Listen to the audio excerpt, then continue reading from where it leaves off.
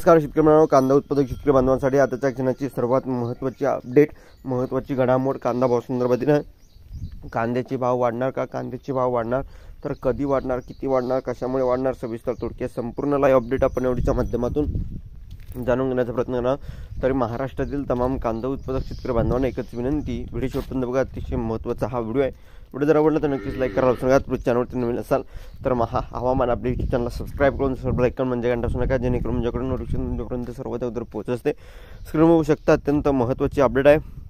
नाफेड कडून कांदा बाजारात आणण्याची तयारी आहे। सध्याची परिस्थिती कांद्याच्या भावात या ठिकाणी चढ उतार चालू असताना देखील या ठिकाणी सरकार कांद्याचे भाव पाडण्यासाठी, कमी करण्यासाठी हे कारस्थान करत आहे।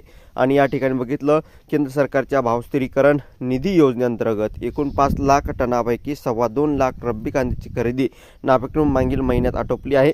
असे असतानाच एका महिन्यात या कांदा बाजारात आणण्याची घाई सुद्धा या ठिकाणी झाली आहे। त्यासाठी मुंबई, बेंगळूर, भुवनेश्वर व पटना या शाखेच्या माध्यमातून निविदा काढण्यात आली आहे। एकीकडे दरात पुन्हा घसरण आहे तर दुसरीकडे ग्राहकांची ओरड नाही। असे असताना या माध्यमातून अधिकाऱ्यांकडून कांदा खरेदीतील सावळा गोंधळ झाकण्याची जात असल्याची चर्चा आहे। कांद्याचा वापर स्टॉक बाजारात आणण्यासाठी काही दिवसापूर्वी हालचाली झाल्या होत्या। यासाठी झालेल्या नाफेडचे व्यवस्थापकीय संचालक रितेश चव्हाण यांनी नाशिक दौरा चर्चेत आला होता। त्यांनी हा दौरा गैरप्रकार झाकण्यासाठी केल्याची दबक्या आवाजात चर्चा होती। दरम्यान व्यूहरचना आखल्यानुसार निविदा प्रक्रिया राबवण्यात आल्याचं बोललं जात आहे। चव्हाण हे नाशिक दौऱ्यावर असताना त्यांनी दौऱ्याबाबत गोपनीयता पाळण्यात आली होती। याबाबत व्यवस्थापन व प्रशासनाने उत्तर देण्यास टाळाटाळ केली होती। तर आता कांदा बाहेर आणण्याची प्रक्रिया सुरू झाल्याने संशय व्यक्त केला जात आहे। मात्र केंद्राच्या ग्राहक व्यवहार विभागाकडून अशा प्रकारची सूचना असल्याचं नाफेड कार्यालयाकडून सांगण्यात येत आहे।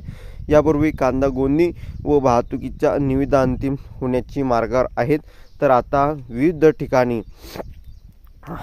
ठिकाणी संबंधित कार्यालयाच्या शहरामध्ये अडत्याकडून निविदा मागवण्यात येत आहे।